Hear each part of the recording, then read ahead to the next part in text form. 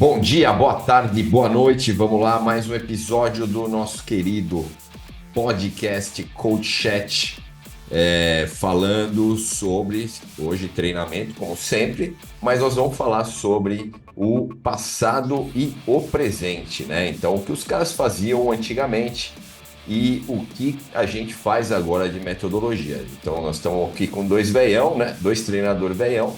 E a gente, lógico, vivemos eras diferentes em relação ao treinamento. Tem muita gente que já está começando, que está começando agora. Então, está entrando aí numa metodologia mais moderna, digamos assim. E não que o passado seja errado, tá, pessoal? É só que eram talvez métodos e algumas coisas até poderiam funcionar melhor do que hoje. A gente não dá para saber. Método é método. E o que teve sucesso no passado, a gente nunca pode descartar, tá? Então, eu vou começar aqui, Serjão, vou também, é sempre na lata aqui, já mando para você. A época do Mark Allen, né? A época do Sérgio Borges, o atleta, não o treinador. O que vocês faziam antigamente, que é bem diferente do que você faz nos dias de hoje? Manda lá. Nossa, me fez lembrar, né? Eu lembro quando eu fui para San Diego, né, nos anos 90. Na verdade, foi um segundo boom aí, uma segunda onda aí do triatlon, né? Teve seu grande o seu grande boom aí nos anos 80, nos anos 90 deu uma recomeçada. Eu cheguei lá em San Diego. A gente tinha muito pouco conhecimento sobre treinamento, né, aqui no Brasil. Graças a Deus, eu tive a sorte de ter alguns amigos que me ajudaram aí, foram triatletas que me ajudaram, um pouco nessa ideia de treinamento, mas ainda era uma coisa muito básica, né? A gente não sabia putz, detalhe nenhum, na verdade, né? E uma coisa, né, que estava acontecendo, que quando eu cheguei lá ainda, era a individualidade dos esportes, né? O pessoal ainda estava treinando. Eu lembro que a gente ia fazer um treino de natação, a gente ia num treino de Masters, né? Numa equipe de Masters, e a gente fazia um treino todo mundo junto lá, junto com essa equipe. E então, na verdade, né, eu acho que uma das principais coisas que acontecia naquele passado remoto é o atleta treinar natação como nadador, né, ali, treinar ciclismo com ciclista e corrida com corredor. Eu lembro que, inclusive, em San Diego existiam várias sessões de treinamento que eram muito conhecidas, né?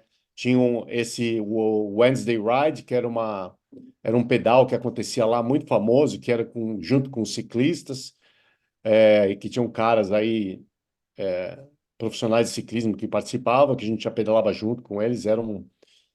Era um treino de sobrevivência, na verdade, né? A gente pedalava coisa de 4 horas assim, mas era porrada do começo ao fim, né? A gente não sabia nada nessa época. E tinha o Tuesday Run, que também era uma corrida que eu chamava de Tuesday Race, na verdade, que começava também um grupinho, e eram os alemães, os americanos, um monte de atleta profissional Virava estrangeiros. corrida. O Na treino corrida, virava. aí virava a corrida. Aí, não, e nem aquecimento tinha, né? Dava 5 minutos, aí o pau começava a comer. Então, naquela época, né, eu acho que o que acontecia, a gente não entender a especificidade, né, da fisiologia, né, sistema energético, o que trabalhar, não sabia nada disso, né? Ia Sim. treinar ou com quem tivesse no dia era o que o treino ia ser. Então, eu acho que o pessoal treinava muito, muito. Eu cheguei ao ano de 97. Eu lembro que eu cheguei a treinar coisa de 33 horas por semana, assim, 33 horas de treino por semana. Eu lembro que a gente fazia Mano. dois Trinta pedais. e três horas.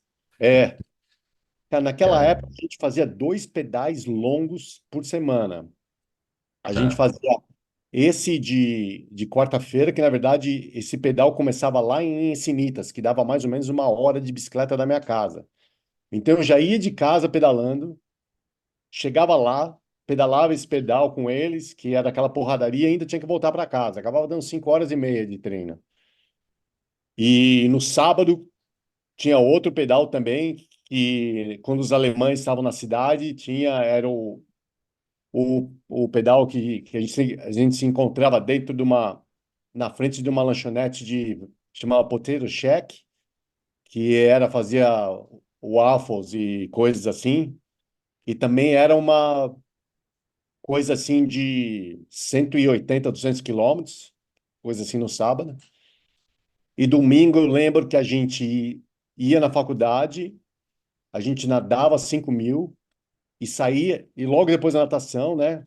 Naquela época eu não sabia muito esse negócio de gel, de coisa nenhuma, né? Tomava água na natação. Até porque não Corria. tinha, né? Até porque não Tinha acabado tinha. de começar o negócio de power bar. Eu nem sei se tinha gel no começo. Eu acho que talvez não tivesse. Ou estava começando. E a gente nadava 1 hora e meia, treino de 5.000, 6.000. Tomava uma ducha, colocava o short e saía para correr 3 horas. Dali, assim, no seco, né?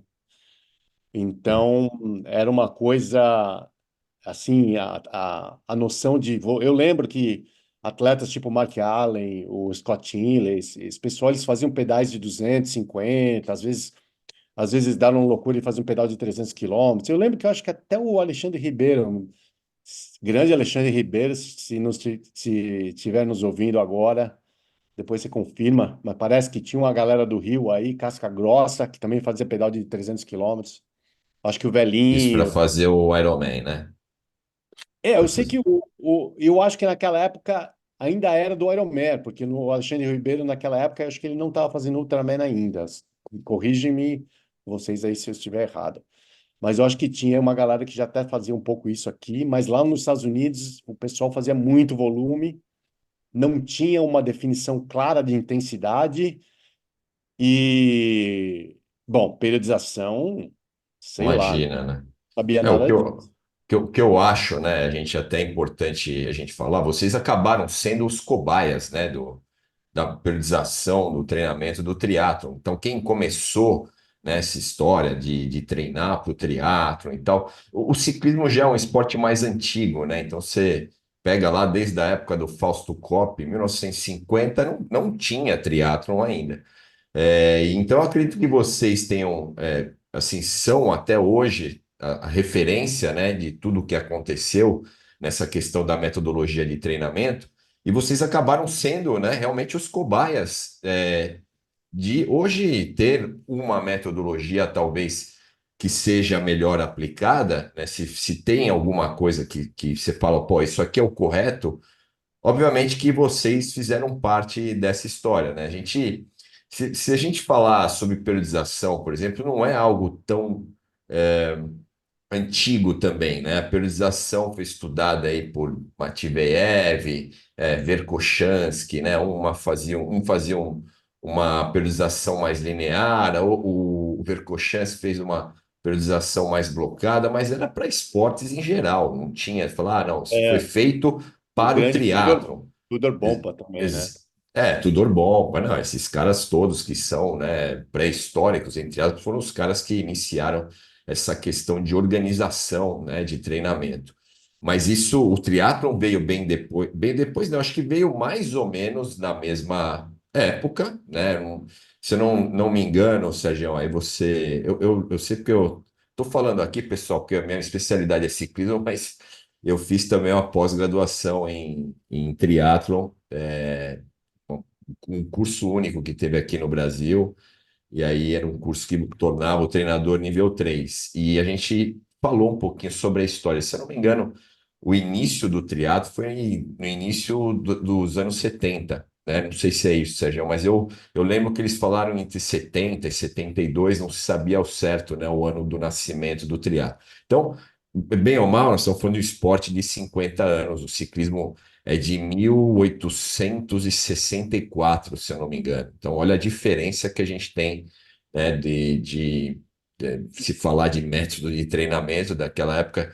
Tenho certeza que ninguém tinha absolutamente nada, não se sabia o que era isso, até porque o esporte não era tão levado a sério, como é nos dias de hoje, né? Hoje é um motivo comercial você treinar bem e ter resultado. Então, a gente está falando de realmente de uma outra época, mas o triatlon, ele teve, né, ele é um esporte mais recente, e esses caras que o Sergião foi o próprio Sergião, né, Sergião? Porque você também é da época do Mark Allen, né, como é que era o Scott, né, Scott Tinley, Scott Molina.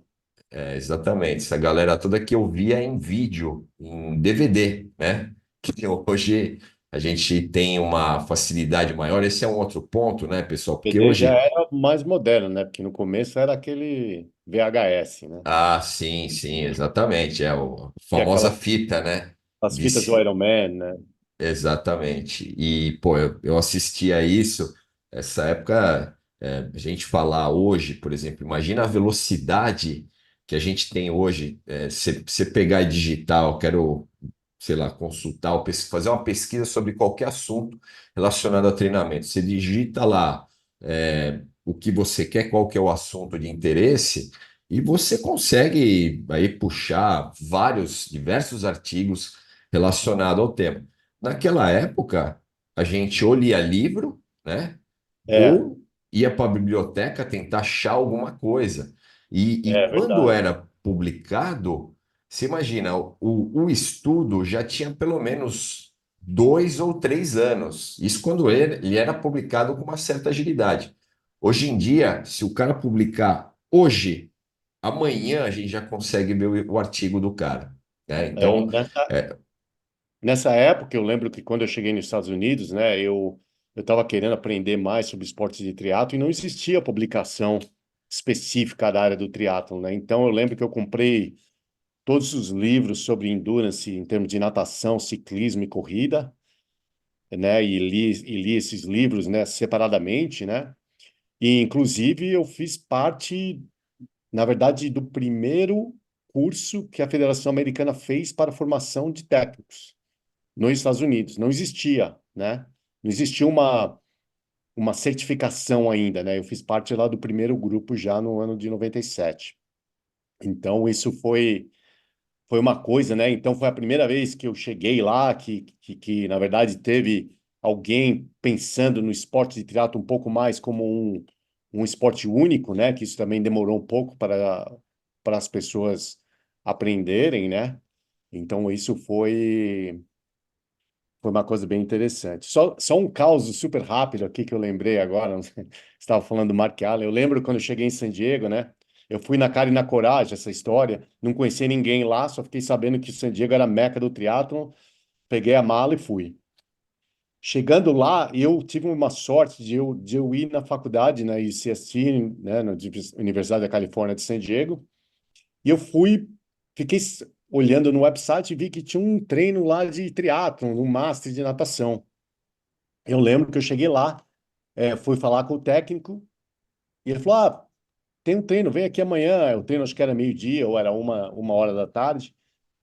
E, e eu lembro que eu cheguei lá na piscina, assim, eu olhei, né? Tipo, tava Mark Allen, Greg Welch, né? Karen Smyers, assim, Scott Tinley. Eu lembro que também teve uma época até o Scott Tinley, ele tinha acabado de quebrar o pescoço, uma coisa assim.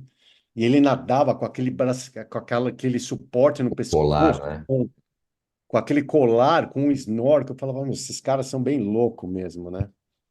E eu Limiar de lembro, dor é de outro mundo, né? não, os caras Alienígena. eram. Não, era por isso que eu falei, né? Eu acho que até vai ser legal contar um pouquinho para vocês conhecerem um pouquinho da história do triatlo. Acho que muitos de vocês não conhecem. Mas eu lembro, então, eu cheguei na piscina, né? Olhei esse pessoal, né? Eu falei, nossa, onde que eu tô me metendo, né? Todos aqueles ídolos que a gente via nas fitas em vídeo, né? Tava lá. É como se você fosse pedalar e tava lá o Pogacar, lá, tava o O Vingegaard, Vinegar. só para você pedalar com eles. E o meu inglês não estava assim muito bom naquela época, né? Eu achava que eu falava inglês bem, mas não estava muito bom. Aí o técnico virou para mim e falou assim: qual que é o intervalo aeróbico assim que você nada? E na verdade, esse intervalo que ele fala é o momento que você chega, descansa e sai, né? É Né? isso que ele estava se referindo. Aham.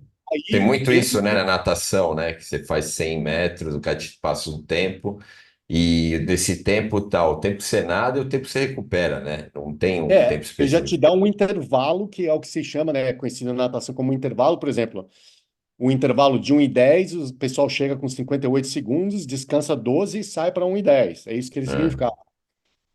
Aí ele virou para mim e fez essa pergunta. Eu falei, eu acho que ele está perguntando quanto que eu nado 100 metros, né? Uma vez só, assim, 100 metros. Eu falei,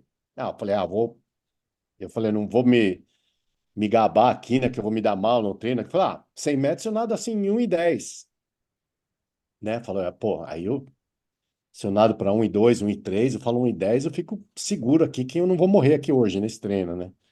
Só que ele se referia ao intervalo com esse pessoal na raia 1, que era o Mark Allen, todo esse pessoal, o Greg Welch. Eu falei, mas não é possível. Mas como assim? O cara falou para eu nadar aqui. Aí eu tô lá,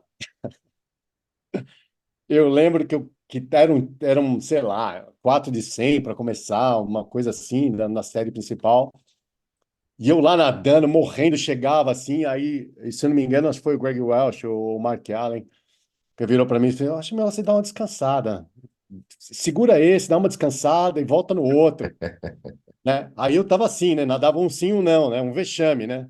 Nadava um sim, nadava 100, descansava 100, porque não tinha condição de sair. Foi aí que eles foram me explicar o que que significava, né, o intervalo, mas não tem muito a ver com metodologia, mas foi um aprendizado de vida aí que a gente não, já era teve. um método diferente que você não conhecia, né? Já era algo.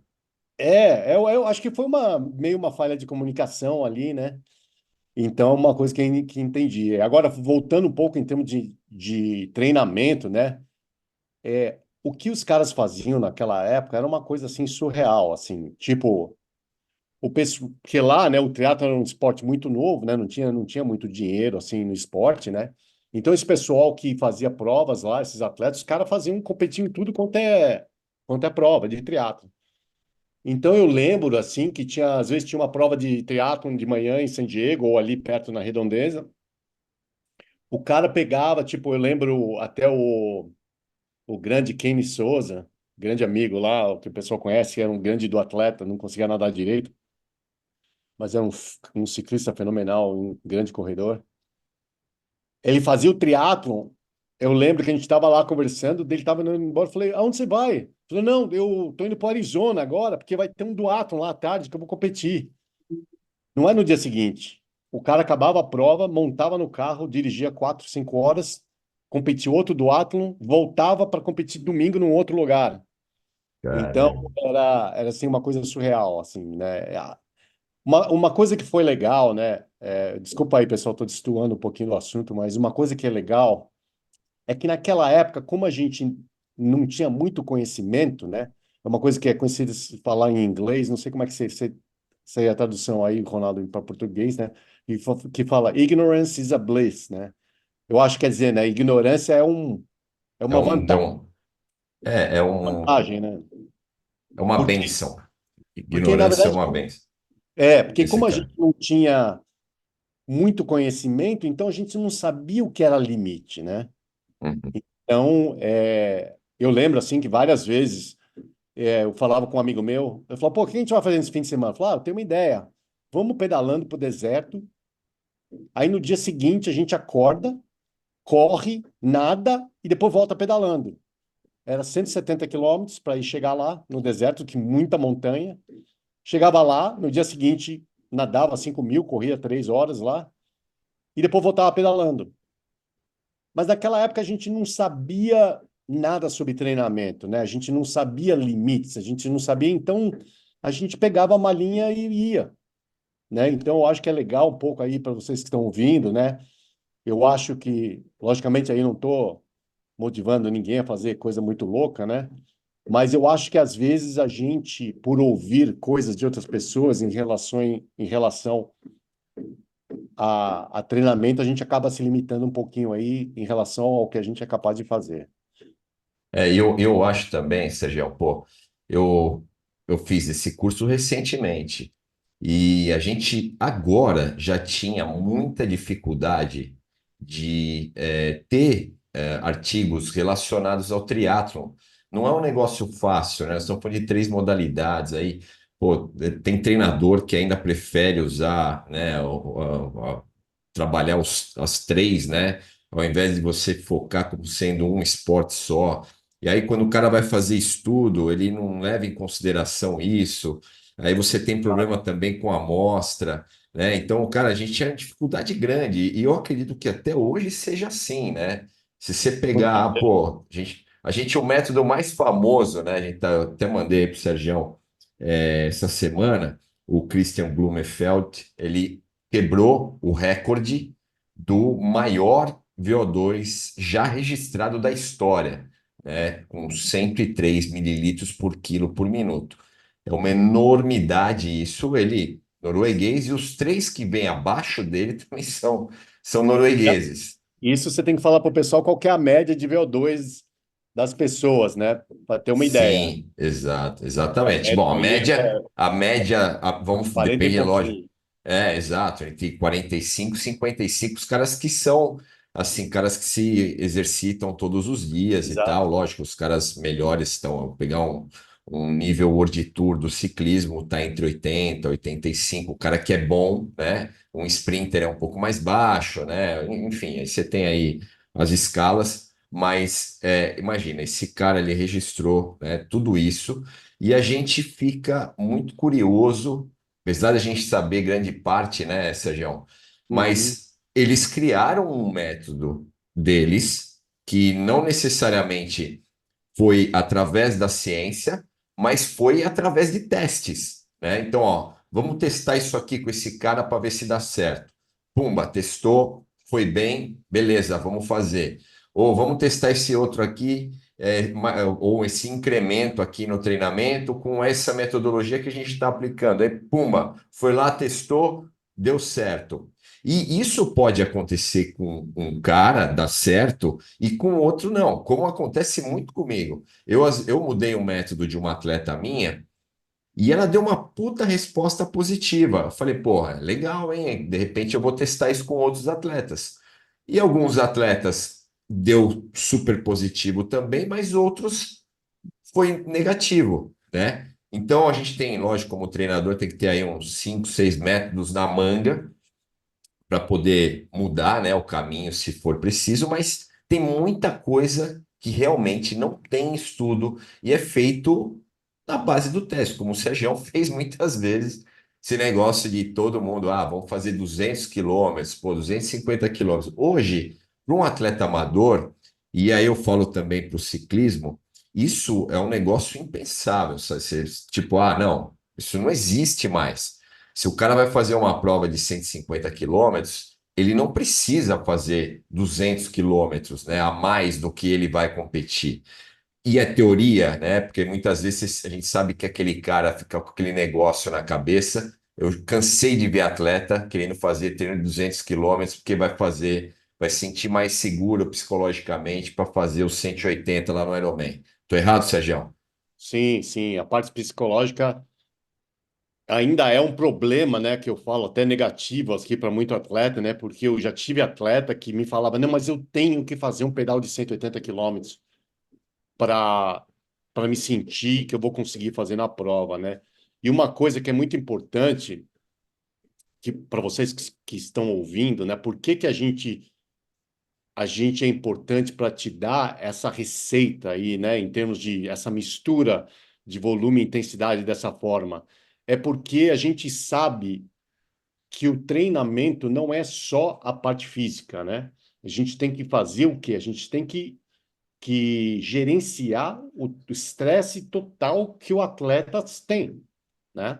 O atleta que trabalha 40 horas por dia, o cara que trabalha de pé, o cara que tem filho, o cara que tem família, tem problemas financeiros, tem várias outras coisas, ele tem um nível de estresse que gera um cortisol alto que vai atrapalhar com certeza na sua recuperação. Então, mesmo que ele acha que ele possa pedalar 180 quilômetros, aquele 180 no fim, somado com as outras condições e circunstâncias da vida, vai como se ele tivesse pedalado 300, né? Exato. Então, E nesse eu ponto, vejo, eu vejo. não se comparar com outros, né? Não, eu vejo até gente dessa época que simplesmente não muda o método de treinamento, né? Eu estou fazendo agora uma pós-graduação em neurociência, né? Eles falam muito dessa questão do ambiente em que você cresceu e que é muito difícil para os caras que eram daquela época, que cresceram dentro desse ambiente, inclusive de treinamento, que o cara fazia 200, 300 quilômetros e tal, e o cara mudar simplesmente a ideia, sendo que para ele deu certo uma vez e para ele isso é o correto e pronto, acabou. Então, você até me falou, né, não sei se era do teu cliente que tinha 70 ou cliente que tinha um pouco menos de idade, que ele não fazia treinamento de força, né, do outro episódio que a gente Isso. fez. É, Então, provavelmente porque na época dele era assim, para ele deu certo e ele não quer fazer. Então, é até muito mais difícil. Lógico que nós somos treinadores, a gente também. Eu tenho 50, o Sérgio vai fazer 60 e tal. E a gente está sempre atualizado, né, em relação aos processos, em relação aos métodos. Para a gente é lógico que é muito mais fácil a gente ter o entendimento que aquilo lá agora é a forma mais correta de se fazer, né, do que se fazia, sei lá, até 10 anos atrás, não precisa nem ir tão longe assim. Mas aquele cara que treinava lá atrás, né, que era da década de 80, que treina até hoje, esses caras eles têm uma dificuldade muito grande de mudar processo, né? Se não tiver uma visão, né, diferente, se for um cara, tem os moderninhos aí que realmente aceitam, entendem, né, que as coisas mudaram, mas tem muita gente que fala, não, vou fazer isso porque deu certo uma vez, pronto, acabou, não vou mexer. E, exatamente. enfim, a gente não pode nem falar, ó, pô, isso é certo, isso é errado, tal, porque bem ou mal o cara continua no esporte, né? A gente sempre acha que o cara tem que ser o mais longevo possível. E se a gente tem um atleta até 70 anos treinando, é sinal que, bem ou A mal, coisa se. certa ele fez, né? Exatamente, Mas a, exatamente, né? mai... mas a maioria geralmente nos procuram porque eles estão passando por várias contusões, né?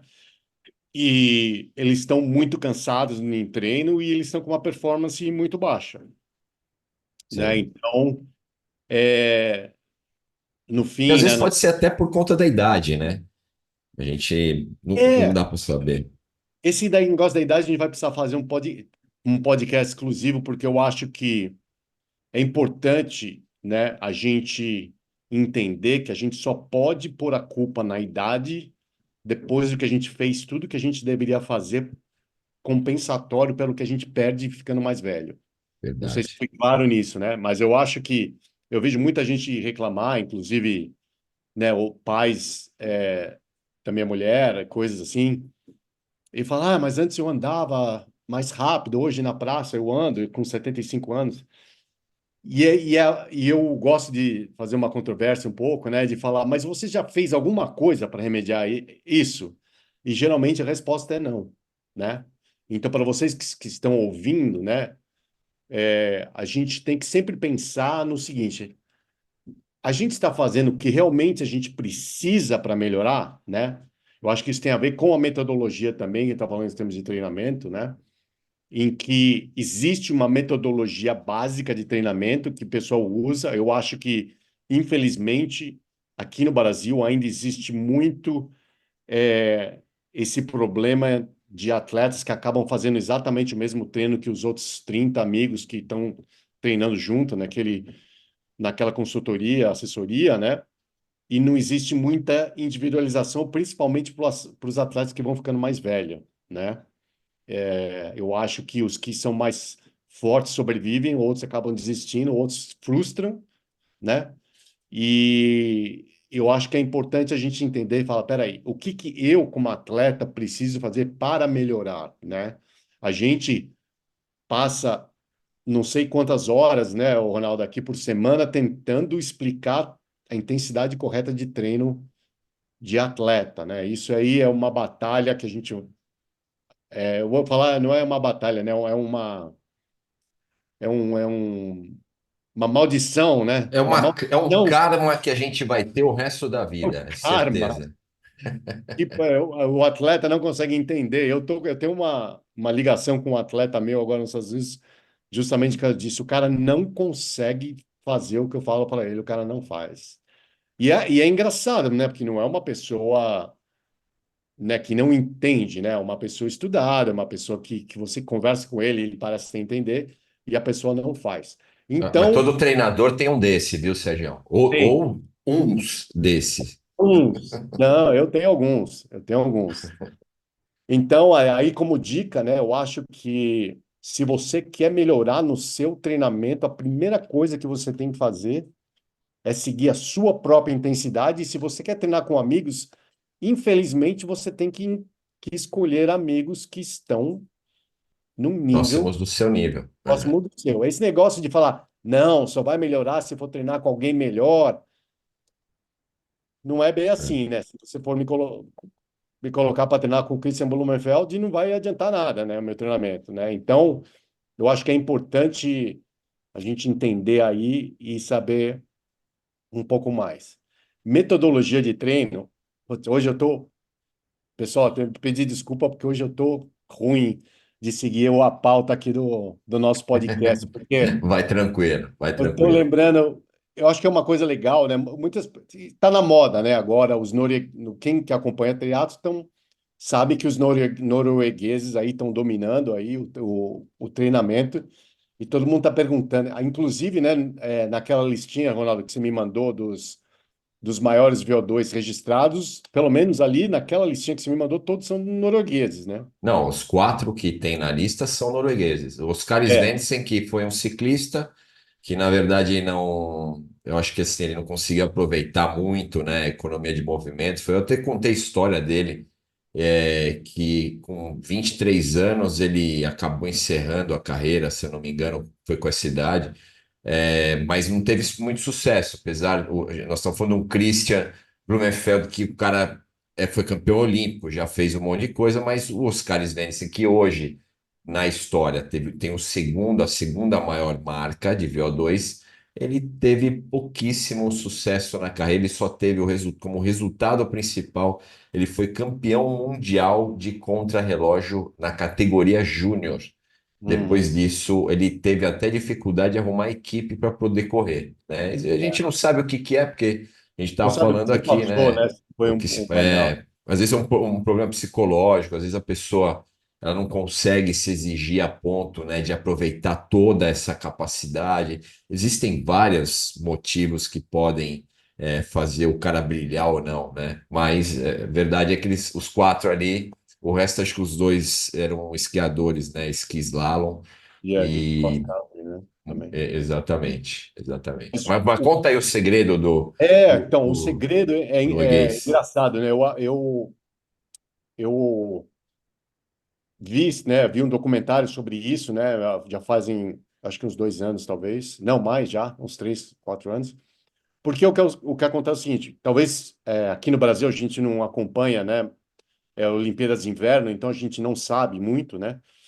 Mas a primeira vez que os noruegueses, na verdade, aí chamaram a atenção do mundo foi na última Olimpíada de Inverno, ou na penúltima, acho que foi na última mesmo, onde um país, né, de 5 milhões de habitantes, eu acho que tem a Noruega, né, conseguiu, se não me engano, acho que 28 medalhas de ouro na É. Olimpíada de O Inverno. per capita deles é forte. É muito forte. Então todo mundo fala, pô, mas qual que será o segredo desses caras, né? Então eu lembro que teve um jornalista americano, né? Eu, se não me engano, foi um especial da ESPN ou foi um especial da CBS, não sei, uma das duas emissoras americanas lá, que foi até a Noruega falar com o chefe do desenvolvimento olímpico, né, norueguês, para descobrir.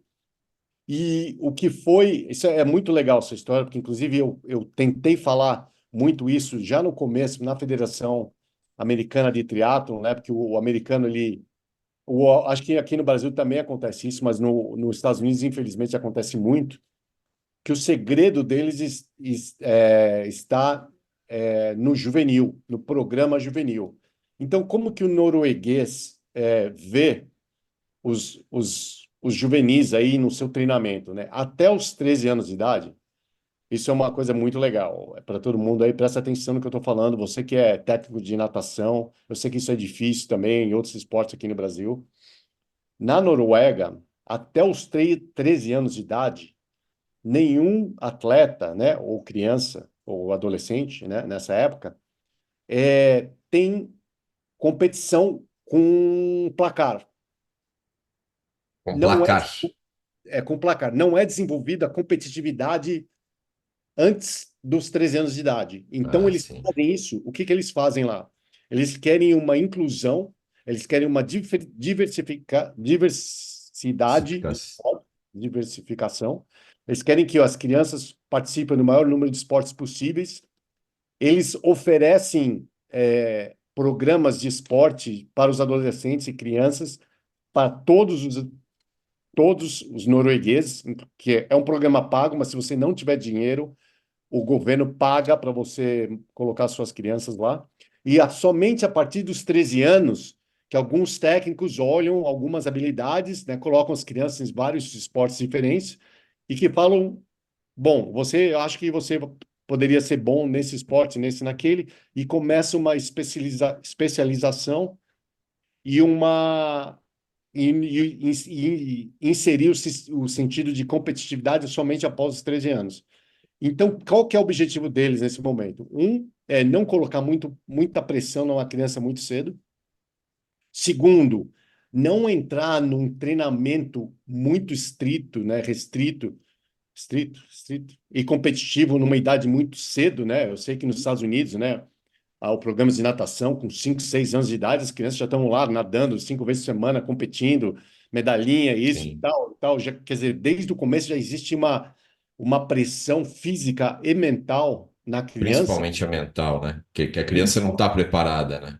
Exatamente, né? Então, eu acho que isso é muito importante a gente pensar, né? Vocês aí que estão nos ouvindo aí, que representam alguma parte aí de coordenação esportiva, tá? Eu acho que é uma briga difícil, mas eu acho que a prova está aí, né?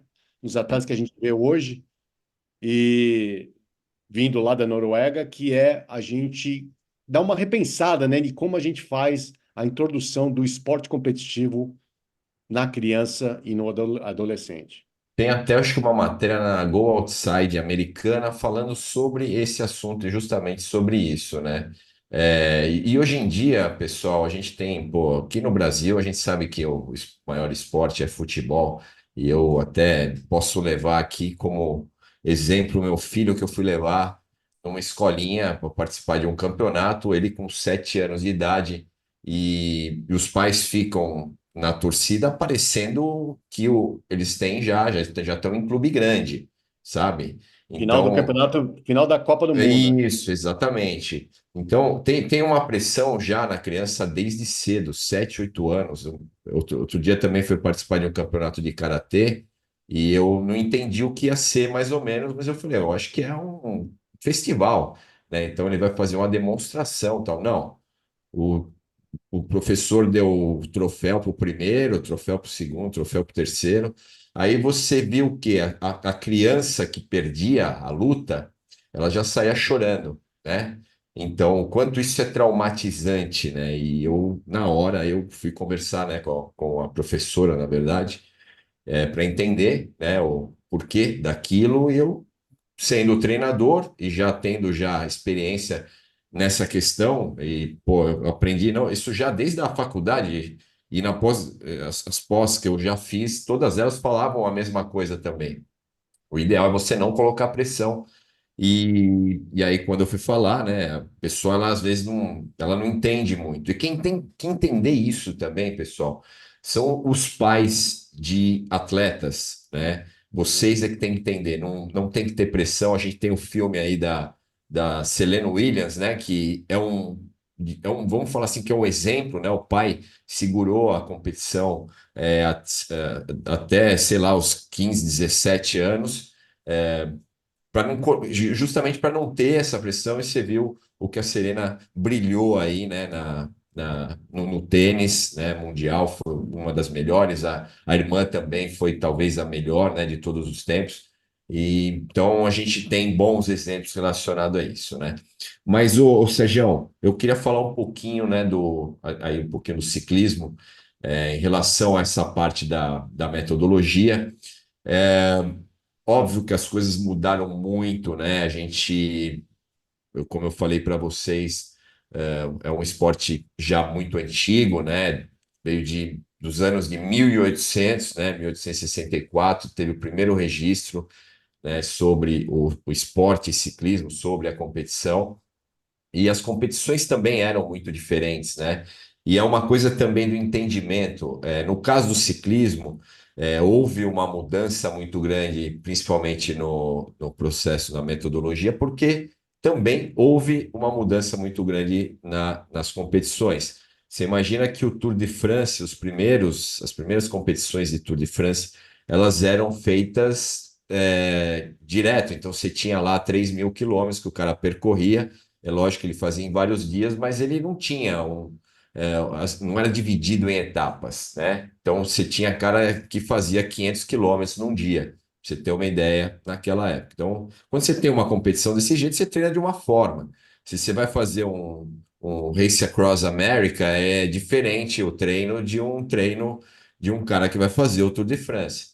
Então, quando muda a competição, obviamente você tem que mudar o método, né? Então, a gente está falando do ciclismo, né, o competitivo, que é onde as pessoas se baseiam, né, geralmente para treino. Então, tudo que a gente faz no nível amador vem muito do que a gente vê também no esporte profissional, e simplesmente porque também todos os estudos que são feitos para o esporte no mais alto nível. É, a gente tem, pelo que eu vejo, uma dificuldade muito menor de ter artigos relacionados ao ciclismo do que relacionados ao triatlo. Então, o ciclismo hoje, eu posso falar que ele é muito mais estudado, a gente consegue ter amostras, consegue estudar muito mais o ciclismo do que o triatlo. Então, a gente tem aí o Paulo Menaspa, que foi um cientista italiano que trabalhou na Austrália e trabalhou em algumas equipes nível World Tour. Ele fez um estudo durante 5 anos das principais provas em sprint que tiveram no Tour de France.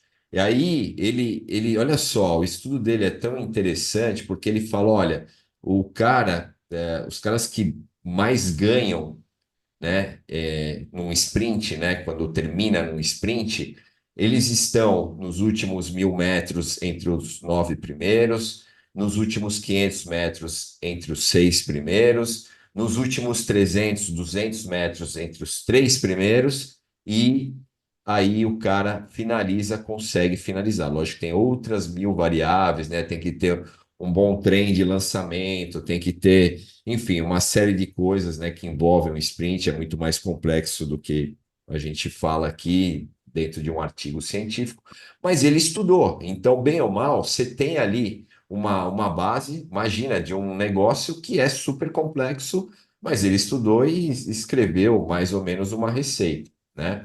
No caso dos escaladores, por exemplo, o que se fazia antes, por exemplo, não tão longe assim, não tão distante assim, mas quando a gente começou a ver métodos que são mais parecidos com os métodos de hoje, década de 90, por exemplo, você pega, vamos pegar um Pantani da vida. O Pantani, ele é da época em que surgiu o frequencímetro, né? Não o potencímetro também, mas ele era um cara que preferia usar a percepção. Então, ele era um cara que não usava nenhum tipo de equipamento para medir. Então, se ele não fazia isso na competição, ele provavelmente também não fazia em treino. E ele era o cara que fazia muito volume, né? A gente até tem alguns relatos. Eu vi uma vez um relato de um companheiro dele de equipe, não me recordo o nome, mas foi numa dessas GCNs italianas da vida. Entrevistaram esse cara e perguntaram sobre o método de treinamento, e ele falou: olha, a gente subia na bike e fazia 5, 6 horas em cima da bike. Todo dia era isso, né?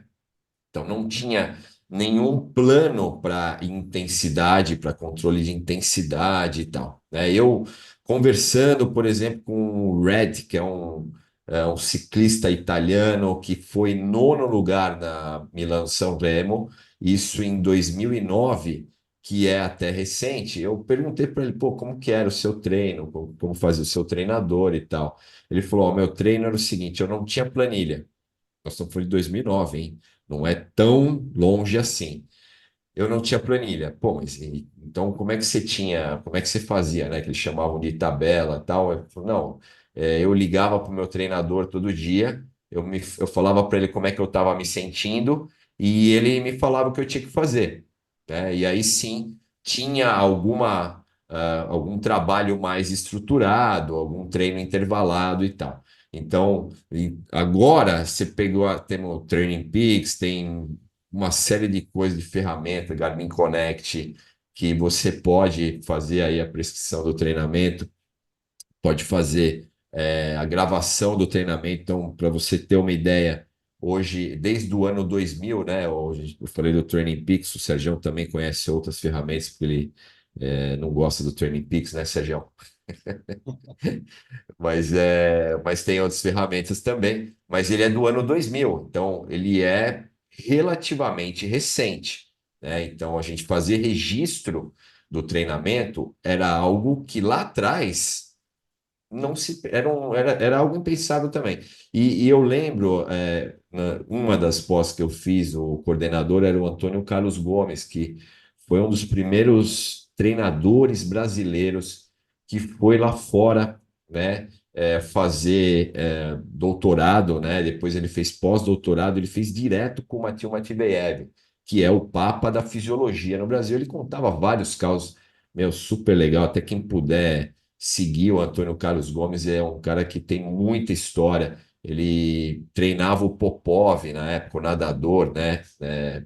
Muito tempo atrás, e ele contava várias histórias legais. E ele falava o seguinte: olha, você imagina hoje, a gente tem o wearable para tudo que é lado. Então você tem potenciômetro, frequencímetro, é, enfim, tem uma série de coisas que você pode Temperatura, registrar. glicose.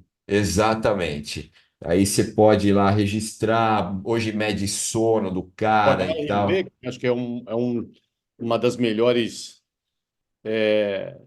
tecnologias que surgiram. Exatamente, exatamente. Você usa Não, bastante, o Ronaldo? cara, eu estou usando bastante agora, até comprei um aqui para medir o meu sono, porque é bem ruim, né? Eu tenho uma sistemática de sono ruim que eu queria entender melhor e quero ver como é que funciona isso para mim.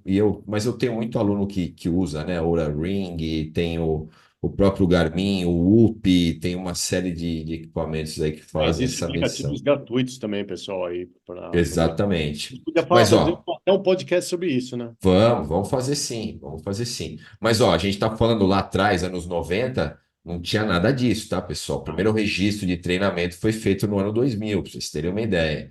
Então, ele fazia, aí voltando até para o Antônio Carlos, o que que ele fazia? Tinha um questionário de 50 perguntas que o atleta tinha que responder todos os dias. É lógico, nós estamos falando de atletas de alto rendimento, aqueles caras que estão no ciclo olímpico e tal.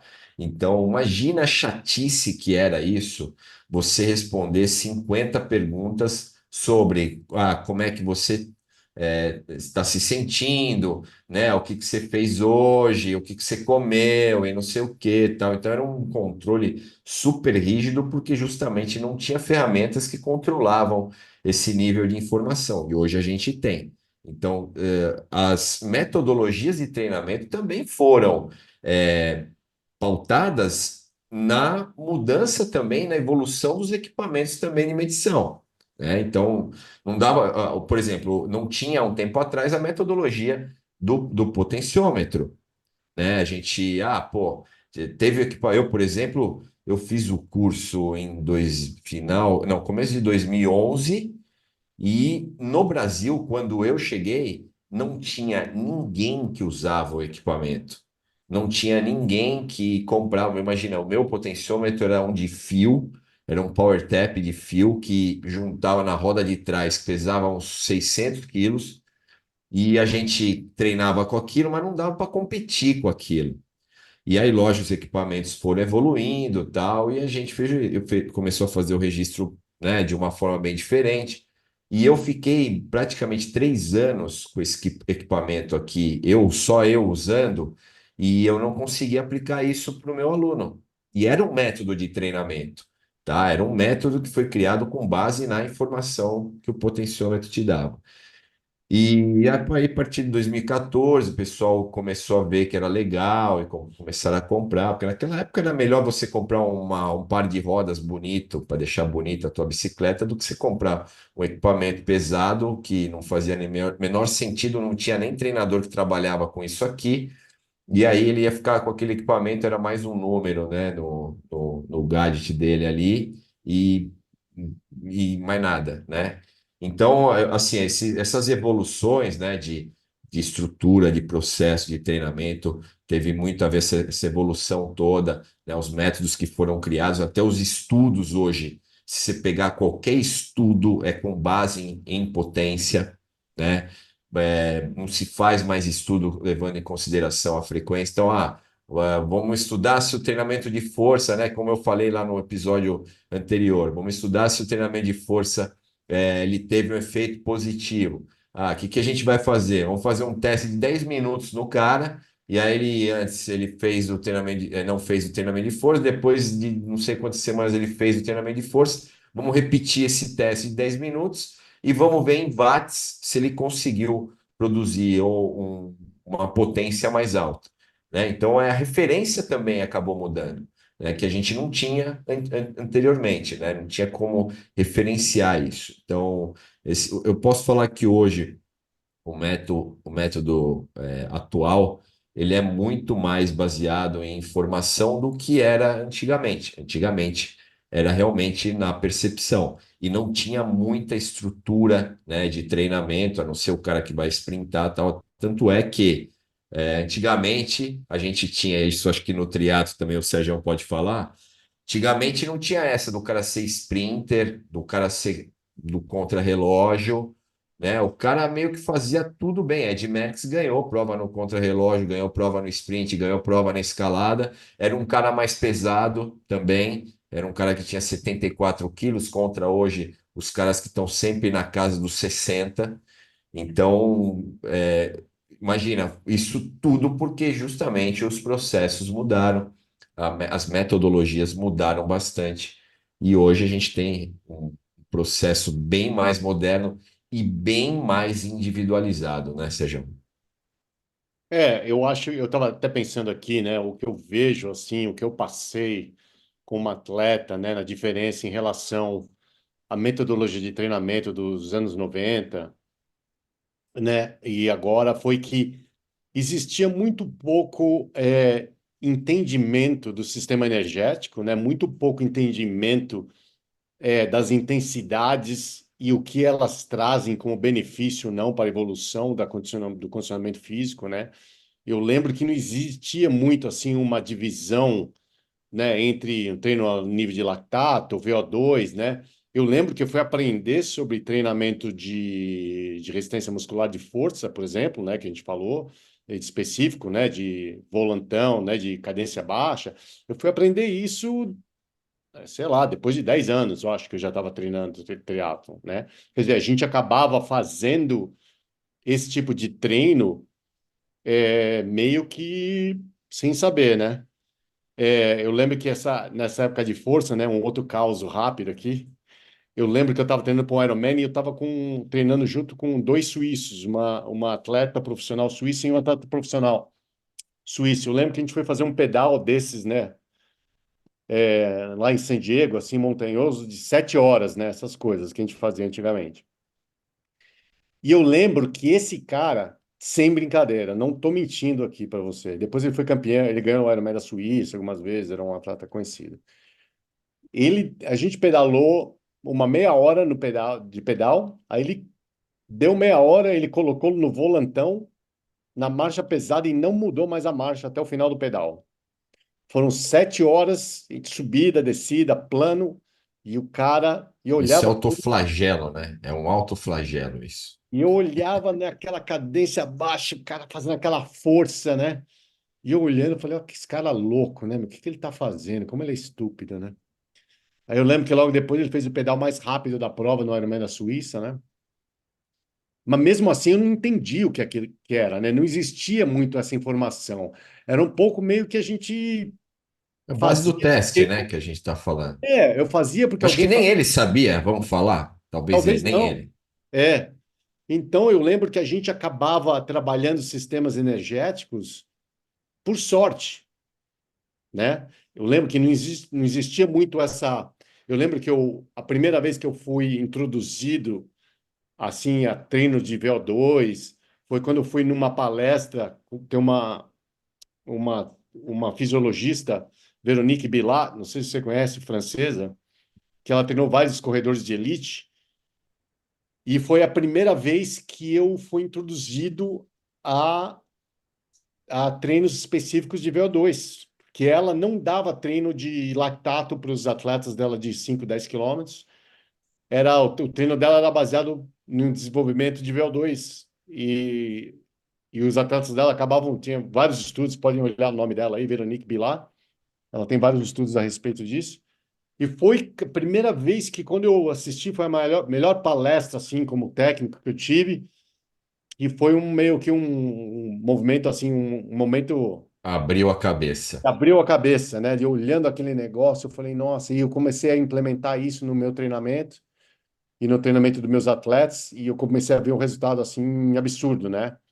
Então, eu acho que até então, naquela época, a gente não sabia e não praticava especificidades em termos de intensidade. Eu acho que isso aí talvez seja a maior evolução. Eu acredito que até hoje existem muitos atletas que ainda não entendem e não praticam essa especificidade nos seus treinos, né? É meio que o cara sai e ele vai naquele gray zone, né? Ou ele tenta faz um lactato, aí ou ele faz muito treino de lactato sem saber também né, os efeitos colaterais desse treino a mais e acaba se desgastando e não melhorando, ou atingindo platô. Eu acho que naquela época a gente não entendia treino de recuperação, né, de regenerativo, apesar de já ser falado, mas a gente não entendia a importância da recuperação para a melhora dos treinos de qualidade, né? É, acho que até não tinha como medir muito isso, né? Então era meio na percepção, né? Eu acho que a principal mudança, eu acho, realmente foi entender o conjunto, né? Para se classificar o overload, né? Para se classificar aí eu vou falar como volume, mas talvez não seja essa palavra certa, mas o tamanho do seu treino, né? O que tudo envolve para ser mensurado, né? Eu acho que a gente também, durante esse período, a gente acabou aprendendo isso, né? Por bem ou por mal, né? Sim. Que a mistura de volume com intensidade é uma mistura muito perigosa, né? E naquela época a gente não sabia nada disso, né? Era volume com intensidade até morrer. E aí eu falava, era o método do ovo na parede, né? Você joga uma dúzia de ovos na parede e se os que não quebrarem sobreviviam. Era mais ou menos esse método que eu falava, né? O método de tacar o ovo na parede. Então a gente passava por esse problema e eu acredito que ainda existe muito atleta que até hoje sofre de não melhorar ou de estar sempre com fadiga crônica e de reclamar aí que está ficando mais lento por não estar fazendo essa especificidade e não ter em consideração a recuperação como base do seu volume e intensidade de treino, né? Eu falo, você só Sabe que, pode treinar o que você pode recuperar. Eu acho que essa é a frase mas básica sabe o que que eu da acho, minha. Sérgio? Aí é um problema do atleta, né? O cara te contrata e ele já falando que tem treinador, para ele já basta. Mas ele não entende o processo.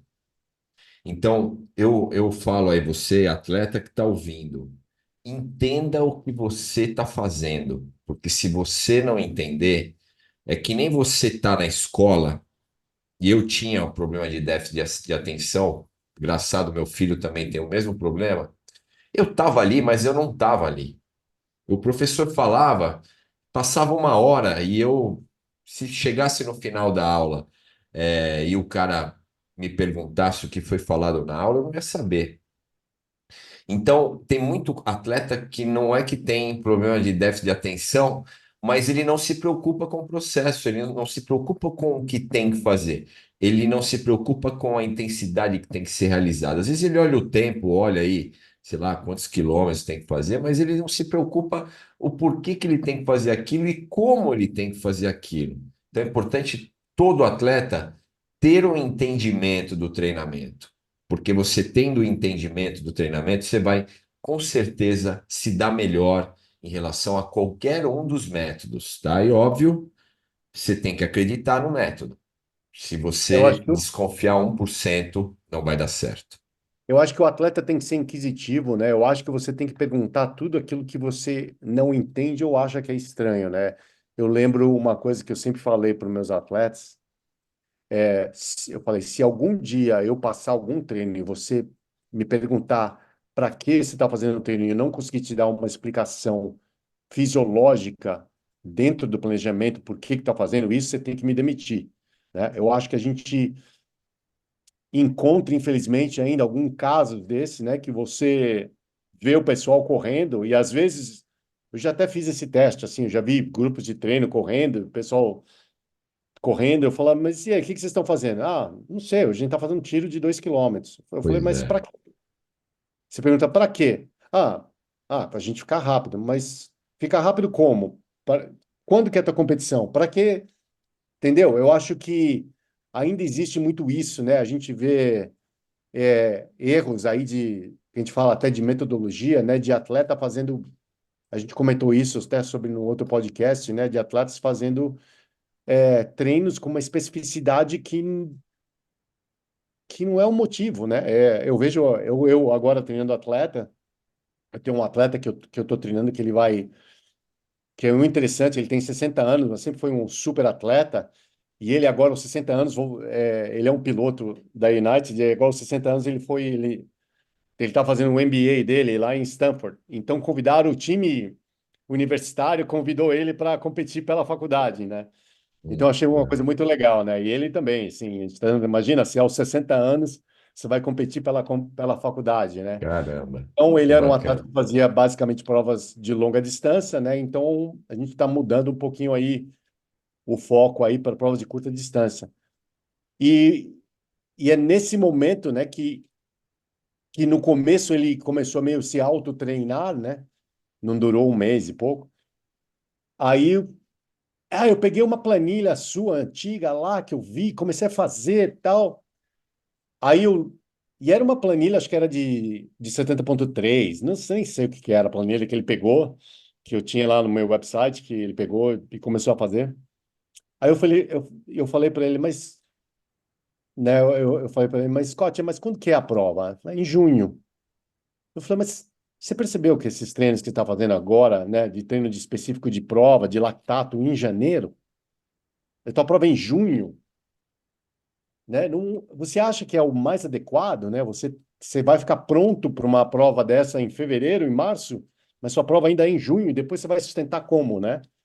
Então, acho que é importante, né, a gente realmente entender, né, o teu objetivo, quando é a sua prova, e a tipo de especificidade, né? É uma coisa, se o cara falar para mim que eu vou fazer uma prova de short triathlon, um sprint, que agora eu vou voltar a fazer uma prova de triathlon em maio, né? Você não vai me ver fazendo nenhum treino de lactato agora. Primeiro que eu nem Sim. consigo fazer. Mas não faz sentido, né? Você tem que fazer a especificidade de acordo. Mas eu vejo que existe um pouco de falta de planejamento, né? De alguns técnicos aí em criar essa diversidade e entendimento, né, do planejamento de competitivo do atleta para poder fazer. Aí que a gente É, vai cair mais uma vez no problema dos treinos de grupo, né? sim, Então sim. você vai treinar num grupo de 40 pessoas, onde cada uma delas tem um objetivo e uma prova diferente, né? Então, ou É, não é só técnico vai objetivo, dar né? cinco, Mas seis, vai dar cinco ou seis, como eu já fiz isso, né? Eu tinha um treino de grupo onde que eu tinha atletas, Tipo, tinha 5, 6 tipos de treinos diferentes acontecendo numa pista. Era uma zona organizada. Mas era o que eu tinha que fazer. Eu não podia deixar um atleta que estava fazendo um Ironman em 2 meses fazer o mesmo treino de um atleta que estava fazendo um Olímpico em um mês, né? Sim, sim, É, eu acho que você deve ter passado por isso, né? Eu acho, Ronaldo, quando você tinha claro. os treinamentos de grupo, né? Em que ou você faz um tipo de treino que é um benefício a todos, independente da fase de treinamento, como um treino de, no caso do ciclismo, acredito que seja um treino de subida, alguma coisa que você pode fazer um É, treino o específico. começo, acho que o começo do ano você até pode, né? Porque tá todo mundo ali no início, né? Vamos falar, reiniciando a temporada, reiniciando o período. E aí você até tem treinos que a gente pega aqui, lógico, a maior parte dos atletas amadores tem um tempo restrito e eles têm entre 1 hora, 1 hora e meia. E aí você, óbvio, tá todo mundo iniciando, tá todo mundo descondicionado, né, teoricamente. Uns entrando num nível um pouco mais alto que o outro e tal. Então vão ter treinos que você pode administrar, que são treinos parecidos, um com mais repetição, outros com menos e tal, um com uma intensidade maior, outros menor, mas você até pode conciliar alguns treinamentos, mas vai chegar uma hora que é uma fase específica, pessoal, e não adianta você treinar com um amiguinho, porque o É, amiguinho, ele pode estar num outro nível, ele pode estar numa outra especificidade, ele vai competir de uma outra forma, vai precisar de um outro volume ou uma outra carga de treinamento, e aí não adianta. Vai cada um realmente, cada um para um lado, tá? Então mas isso acontece muito. eu acho que aqui no Brasil o problema é sério no sentido de que o calendário de provas, né, acaba sendo que como aqui, né, não existe meio uma off-season, né? Na verdade, né, em países que agora é inverno, que é frio, né, outono, inverno, então é meio obrigatório uma off-season que não tem competições, né? Mas, por exemplo, Sim, eu estava falando com um atleta agora, ontem, isso, anteontem, que vai fazer o Troféu Brasil, por exemplo, que agora é em fevereiro, né? Então, o cara, como é que ele estava fazendo uma off-season que ele acabou de competir em novembro, mas ele já vai competir em fevereiro, que vai ser uma das provas principais dele, né? E ao mesmo sim, tempo ele vai estar treinando junto com aquele cara que vai fazer Ironman do Brasil em maio, né? Quer dizer, é, é uma coisa muito diferente, né? Então, eu acho que é, é muito mais importante ainda para o triatleta no Brasil entender a especificidade de treino, né? sim, O cara vai sim, fazer o 70,3 lá de Florianópolis em abril e o cara. Então, ele tem que até pensar no objetivo final, mais importante, e as outras provas, talvez ele faça alguma prova, ele pode fazer outras provas que ele vai fazer como treino e não como prova foco, né? Para poder ir bem na outra prova. Então, eu acho que essa parte da especificidade e aí de planejar as provas chaves aí é importantíssima aqui no Brasil. Porque tem prova sim. quase o ano inteiro, né? Tem, tem. Hoje tem muita gente que treina igual jogador de futebol. Jogador de futebol tem competição o ano inteiro, né? Antigamente até se falava, né? Falava de método na faculdade, o pessoal falava de método do treinamento de futebol, né? Que era um negócio totalmente impreciso, porque imagina, os caras participam de 5, 6 campeonatos no ano, então você não tem um período de pico, né? Você tem que equilibrar as cargas de treinamento para que ele fique bem o ano inteiro, mas é um método, né? Então a gente tem Exato. que desenvolver um método para isso. O Se você. circuito de triatlon da ITU, que agora é o World Triathlon, era isso também, né? Na Exato, verdade, o atleta tinha 10 a 12 provas no ano e cada prova tinha pontos em que no ano olímpico ele é importante ele classificar e também para ganhar dinheiro como atleta. Então, quando a gente elaborava planejamento anual disso, era muito desafiador, né? Porque sim. na verdade, a gente sabe que ele não vai estar no pico dele o ano inteiro, mas a gente também não pode estar o cara fora Sim, e conseguir nenhuma pontuação numa prova, né? é um equilíbrio bem diferente, né? Mas no E é ciclismo isso, né? internacional acontece isso também, né? exato. Não, e não é nem uma periodização tradicional. Até vamos falar, pessoal, um ponto que tem muito treinador, tá? Moderno, que não, que acha que esse modelo de periodização já é algo ultrapassado, tá? Com um ponto de pico e não sei o que e tal. Eu, por Incluindo nós exemplo, dois. falando, exato, o Irineu Loturco, ele inclusive, quando eu fiz um curso uma vez com ele, um dos caras fantásticos que a gente tem aqui no Brasil, imagina que o NAR hoje é a entidade que mais tem artigo científico no mundo, muito à frente do segundo lugar, né? Então, eles fazem um trabalho lá espetacular. E num desses cursos que eu fiz lá, fiz alguns, inclusive, ele apresentou um artigo sobre periodização. E o tema era periodização. Aí estava embaixo, já é algo ultrapassado, né? Então tem uma discussão muito grande em relação a isso, tá? Eu uma vez falei, né, que periodização poderia ser um vídeo aí, poderia ser algo ultrapassado, tal, meu. Aí vieram, sabe, os caras que são politicamente correto. Não, É, mas você é louco e não sei o quê, não sei o que lá, tal. Falou, é. pessoal, ó, eu já estou muito tempo nessa área, tá? Então a gente tem que abrir a mente para tudo, tá? Não é porque Ler um para cara entender falou e ler para entender que... o contexto, né, também. Exatamente, Eu vou exatamente. fazer Então, um artigo também que eu falei, não se deve treinar bater perna na natação. você Meu contou Deus esse do cara. céu, meu Deus do céu. Na Foi verdade, é crucificado, né? crucificado. Mas na verdade são as pessoas que na verdade não lê o artigo, né, para entender o que eu quis dizer, né? Para você que está gritando aí do lado, né, falando esse Sérgio é um estúpido. O que eu estava querendo dizer é que não vale a pena você tentar ensinar um atleta mais velho que está entrando no esporte do triatlo a bater a perna, que é uma técnica muito difícil, que geralmente só é dominada com atleta que foi nadador a vida inteira, né? Na verdade, eu quis dizer que o foco deveria ser trabalhado em outras áreas, mas nossa, foi uma. Até hoje. Quando, é assim, ó, pessoal, quando você sai um pouco da linha, o pessoal, eles não se conformam. E, ó, gente, Mas é o ninguém lê, seguinte, né? não, mas não tem, acho que, mas a questão não é nem ler, Sérgio. Eu entendo o seguinte, tem muita coisa que eu faço que não tá em porra de livro nenhum, cara. Que não Exato. tá, ninguém falou para mim faz isso. Não, eu faço porque eu acho que dá certo, e dá certo.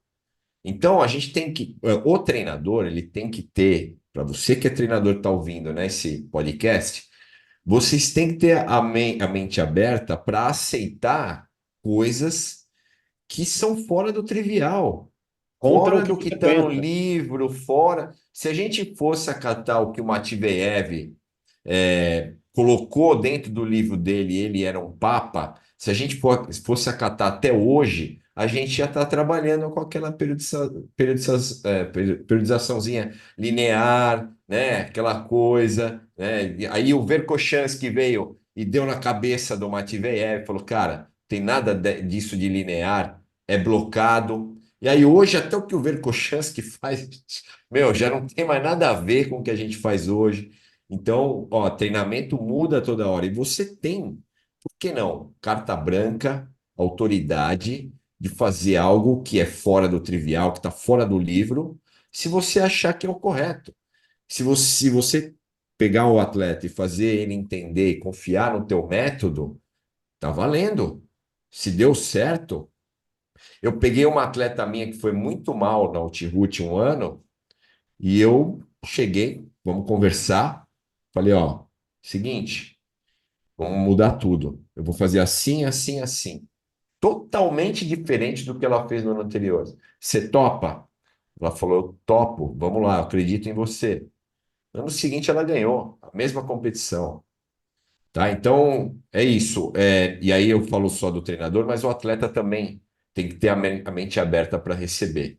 Né? A não sei que você seja um old school aí, tem um atleta de 70 anos como o Sergião, que cresceu num outro ambiente, que é muito mais difícil, né, de você controlar isso, mas você tem que, é uma missão fazer as pessoas entenderem sobre o método de treinamento.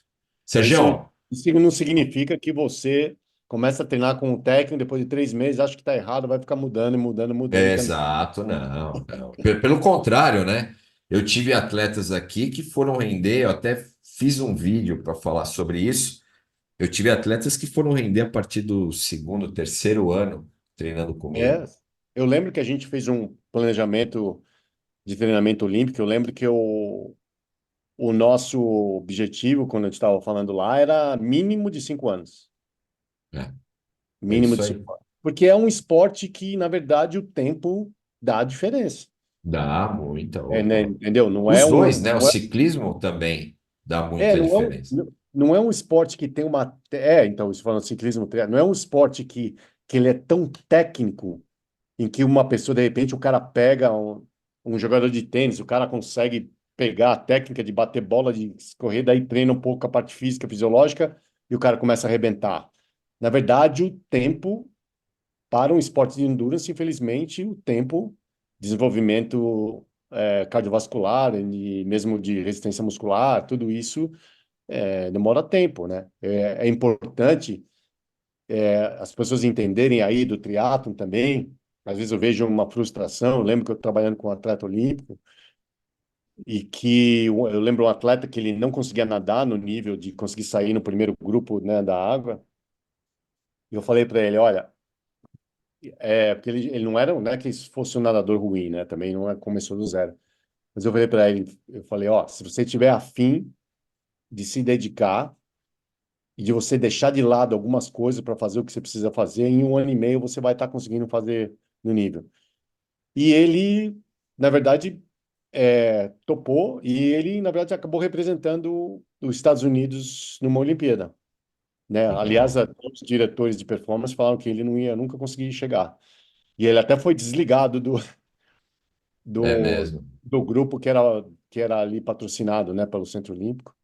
E ele acabou, e ele, na verdade, a origem dele era porto-riquenha, e ele representou os Estados Unidos numa Olimpíada e depois Porto Rico na outra. Legal. Mas é uma coisa Bacana. que demora tempo, né? Não é uma coisa que você consegue, né? Corrida também é uma Exato. que as pessoas Tem- acham que você vai correr melhor em 1 ano. Existem vários níveis e níveis, né? Isso que é importante entender, né? Quando você chega num nível muito alto, né? O progresso, ele é de 1%, é um progresso muito lento para você conseguir aquele outro 1% Sim. que você precisa. Quanto mais treinado, menos treinável ele é, né? Tem um ditado assim no mundo do Exatamente. treinamento. Bom, pessoal, é isso. Acho que a gente poderia falar até mais um pouco. Por que não fazemos um novo podcast, uma parte 2 desse assunto? Acho que tem bastante coisa para falar ainda, mas a gente vai deixar para uma outra ocasião para não ficar tão longo, né, esse episódio. De novo, aí agradecer todo mundo pela audiência, né, por ter ouvido a gente aí até o momento. E vamos lá, Sérgio, vamos para o próximo. É isso aí. Parece que a gente, inclusive, bateu o nosso recorde aí de download aí, né? Então, em vários episódios, não Vários só nos episódios. novos, mas o dos antigos também, né? Então tá nos surpreendendo aí a quantidade de mensagens que a gente está tendo positivas, né, sobre o podcast nos Gente motiva nova, ainda mais. Exatamente. Isso gente aí. nova que está assistindo, que tá bom, e que depois de ter assistido alguns episódios novos, voltaram, né? E foram assistir os episódios antigos. A gente só tem a agradecer vocês aí, se vocês puderem, já que vocês agora entenderam que não é com todo amiguinho que você vai treinar, mas você pode passar para o seu amiguinho aí o Para ele ouvir a podcast gente. para ele ouvir a gente também e ajuda a gente aí a crescer esse canal. Logicamente, a gente não tem nenhum intuito aí financeiro nesse podcast, a gente, na Quer verdade, informar gasta só, só o né? nosso tempo, mas a gente gosta de passar essa informação, de bater um papo, e a gente vai estar trazendo aí, inclusive, convidados para também fazer uma variedade aí, né? Não é isso aí, Ronaldo? Isso aí. Vamos falar de outros assuntos também, trazer convidados. Vamos colocar os caras na parede, né? Dois caras aqui de E não se experiência. colocar na parede, né? Exato. Não, mas às vezes o cara vem aqui, né? Então a gente vai massacrar o cara de pergunta. de assuntos que a gente tem aí muito interesse também, né? A gente fala, mas o Sergião, a gente conversa pouco durante a semana, então a única oportunidade que eu tenho de conversar com o Sergião é durante o podcast aqui. Então é uma conversa isso aqui, não é nem um É, podcast, né? Então é é legal. isso. Troca. Desculpa, pessoal, que a gente saiu um pouco aí, eu saí, né, um pouco aí do assunto, mas Não, mas não, a nada, gente vai saiu lembrando entrou. de, a gente vai lembrando de assuntos, de histórias, que eu acho que é legal aí da história do triatlon. E eu acredito que muitos de vocês que estejam ouvindo aí também têm histórias interessantíssimas aí. Qualquer coisa, manda um comentário, manda histórias aí que a gente vai recontar da melhor forma possível aqui no podcast para todo mundo ouvir também. Boa, isso aí, Sergião. Pessoal, obrigado. A gente se vê aí no próximo episódio. Até mais. Tá, tchau.